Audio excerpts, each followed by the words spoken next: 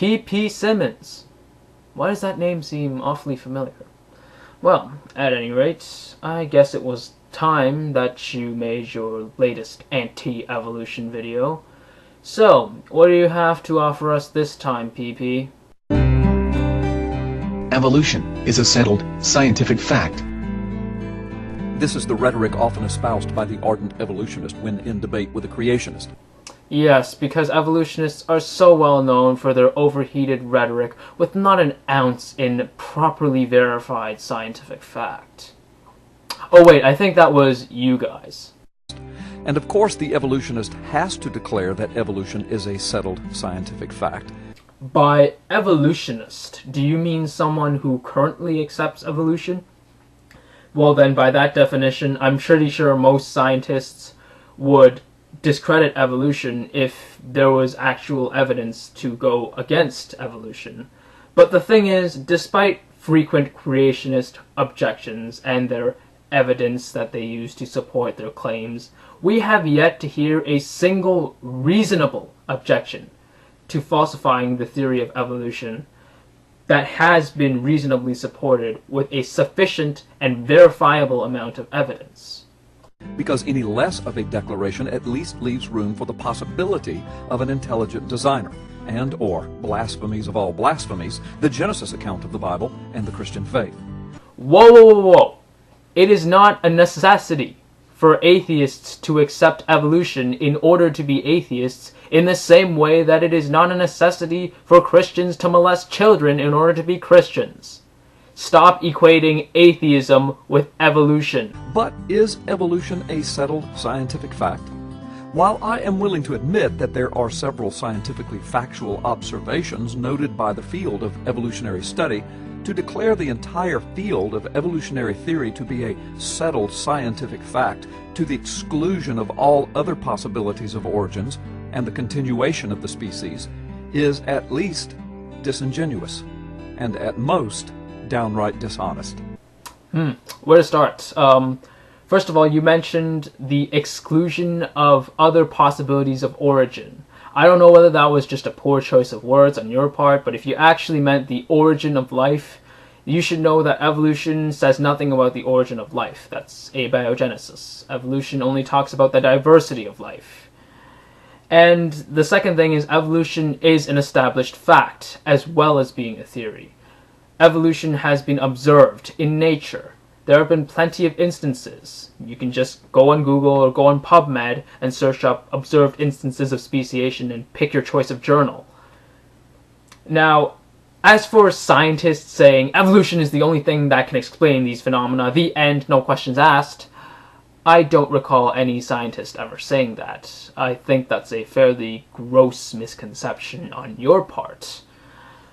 Because evolution, thus far, is the best explanation for all the data and all the observations that we have collected on the diversity of life. So maybe if you think of a better explanation, and if you can find the evidence to prove that, then I'm pretty sure scientists would accept that explanation. The problem is that you are just too lazy or too ignorant to come up with your own information to counter the solid weight of information that evolution has to support it.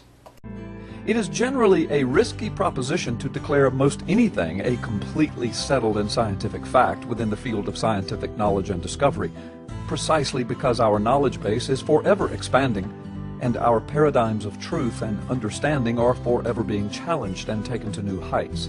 You know, PP, that's actually true.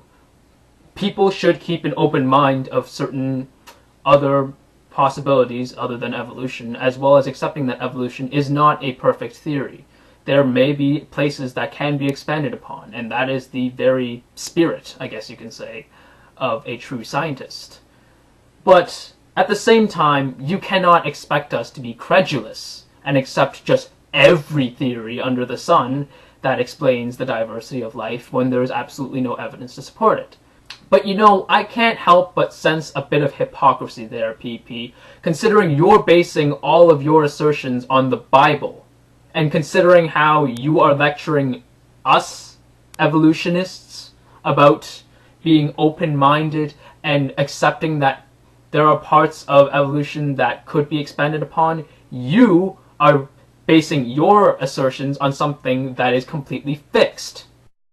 A profound example of this problem is illustrated with the following example. For almost 2,000 years, it was considered settled scientific fact that one of the primary mechanisms for the origins of a living organism was through spontaneous generation, or life arising spontaneously from non-life.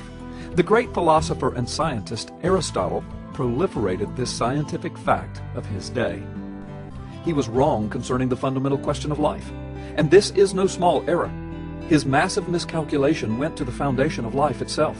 Yet anyone who wished to argue for the spontaneous generation of life and the absence of a need for God could have appealed to the so-called settled scientific truth of Aristotle and his day.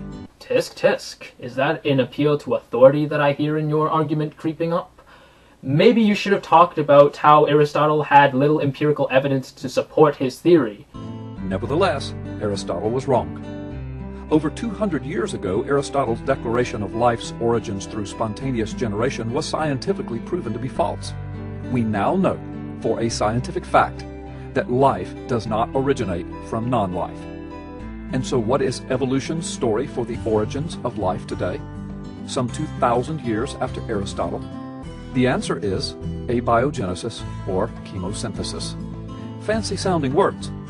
Oh, isn't that great? So now you're confusing evolution and abiogenesis, not to mention now you're confusing abiogenesis and chemosynthesis.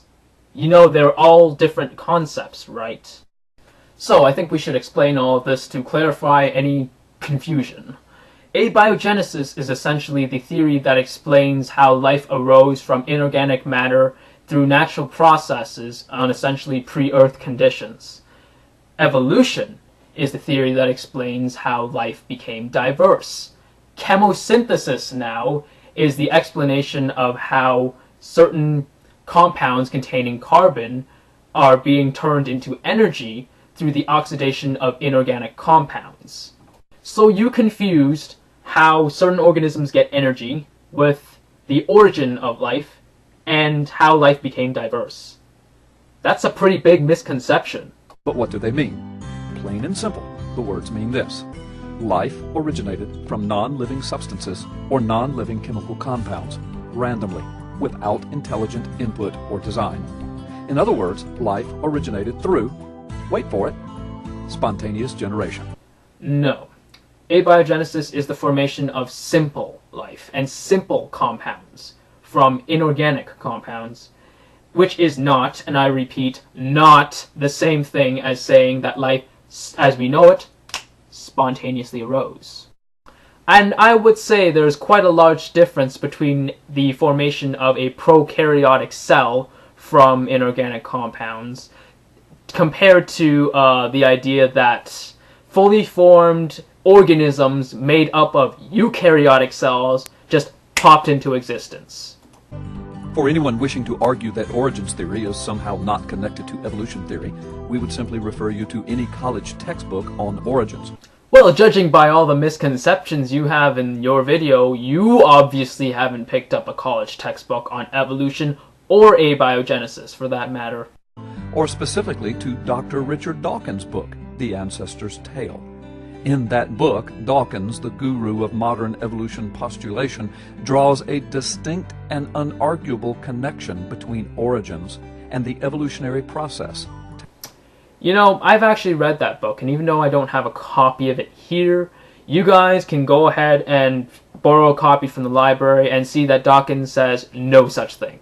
I do recall him touching on the origins of the first self-replicating molecule, which is kind of essential if you want to talk about evolution and where heredity first came from. But I don't recall him ever saying abiogenesis and evolution are one and the same. That is another thing you completely fabricate. Oh my god. So I essentially listened to you ramble on and on for 5.5 minutes talking about why evolution isn't true, and the non-evidence you use to support that non-hypothesis is that you talked about why abiogenesis isn't true. So you essentially avoided the whole topic of evolution altogether for the full 5 minutes. Great job, geniuses. So that's essentially a red herring and a non sequitur. Forgive me for not seeing the absolute brilliance that you guys have come up with that has somehow eluded all of academia for over 2 centuries. Forgive me for being disgusted at the pig ignorance that you guys have shown in not only this video, but previous videos of yours as well.